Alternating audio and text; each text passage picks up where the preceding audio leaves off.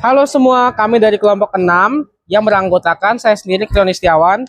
Saya Liora. Saya Fania. Dan saya Naomi. Dan pada kesempatan kali ini, kami akan menjelaskan 3 hal, yaitu 1. Tata tertib di laboratorium. Yang kedua, peralatan keamanan diri di laboratorium. Dan yang ketiga, penanganan alat dan bahan kimia di laboratorium. Selamat menyaksikan. Keselamatan kerja di laboratorium bukan sekedar aturan, tapi kunci utama untuk mencegah kecelakaan dan menjaga kesehatan setiap orang yang bekerja di dalamnya.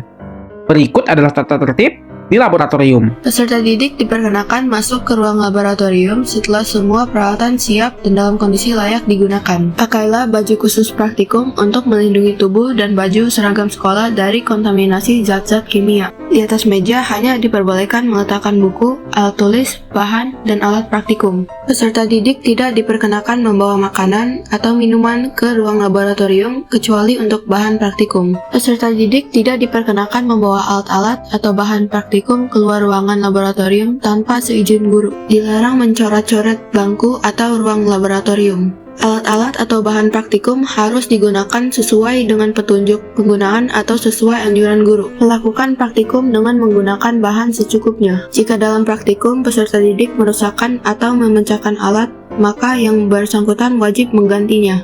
Jika dalam praktikum terjadi kecelakaan seperti terkena pecahan kaca, terbakar, tertusuk, maupun tertelan bahan kimia, harap segera melapor kepada guru.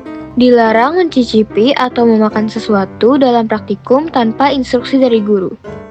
Bertanyalah kepada guru apabila kurang paham tentang praktikum yang akan dilaksanakan.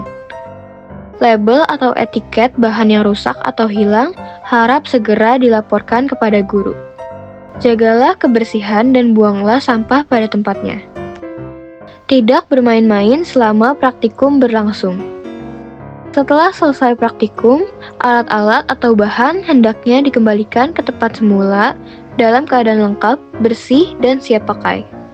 Cuci tangan setelah praktikum berakhir. Dan yang terakhir, sebelum meninggalkan ruang laboratorium, meja praktikum harus dalam keadaan bersih, kursi diletakkan di atas meja, keran air dan gas ditutup rapat, dan kontak listrik dicabut. Di lab, semua terlihat sederhana, tapi sedikit kesalahan bisa bahaya banget. Misalnya, kamu pakai pipet, jangan gunakan pipet mulut, gunakan pipet bulb atau pompa. Karena kalau nggak sengaja, nyedot zat beracun bisa fatal akibatnya. Lalu, kalau memanaskan larutan, selalu arahkan mulut tabung menjauh dari teman dan tubuh sendiri. Pakai batu didih dan goyangkan pelan-pelan biar panasnya rata. Jangan asal ya. Pindahin bahan kimia. Pakai sendok kimia buat bahan padat, pipet atau corong buat cairan. Dan nggak boleh dituang pakai tangan kosong ya. Setelah selesai, semua alat harus dicuci dan dikeringkan. Kalau enggak, bisa-bisa bahan sisa bereaksi dan rusak alatnya. Sekarang soal bahan kimia. Bacalah labelnya. Jangan asal campur zat, bisa meledak loh. Dan kalau menyimpan, pisahkan bahan berbahaya. Asam jangan campur dengan basa, mudah terbakar, jauhi oksidator. Buang limbahnya juga harus benar. Ada yang bisa dibuang ke wastafel, ada yang harus ke wadah khusus. Pokoknya ikuti aturan deh.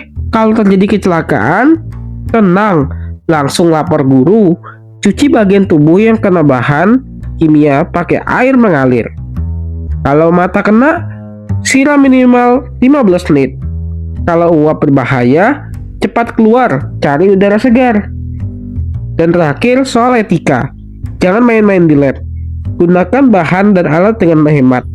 Laporkan kalau ada alat rusak atau tumpah. Karena jadi ilmuwan itu bukan soal pintar aja, tapi juga soal disiplin dan tanggung jawab. Peralatan dan keamanan diri di laboratorium. Dalam kegiatan laboratorium, seperti melakukan eksperimen, keselamatan sangat penting. Salah satu cara menjaganya adalah dengan menggunakan alat pelindung diri atau bisa disebut dengan APD. Pertama, masker. Masker melindungi saluran pernapasan dari gas berbahaya, debu, atau partikel lain yang mungkin terhirup. Kedua, sarung tangan. Sarung tangan melindungi tangan dari bahan kimia berbahaya dan mikroorganisme. Ketiga, kacamata pengaman atau goggle. Peralatan ini melindungi mata dari percikan bahan kimia, pecahan kaca, atau benda berbahaya lainnya. Keempat, jas laboratorium. Jas lab ini melindungi pakaian dari tumpahan bahan kimia dan kontaminasi lainnya. Kelima, sepatu. Sepatu melindungi kaki dari tumpahan bahan kimia, benda tajam, atau benturan. Yang terakhir, pelindung telinga. Pelindung telinga melindungi telinga dari kebisingan yang berlebihan. Sekian video dari kami, dan seperti biasa, terima kasih.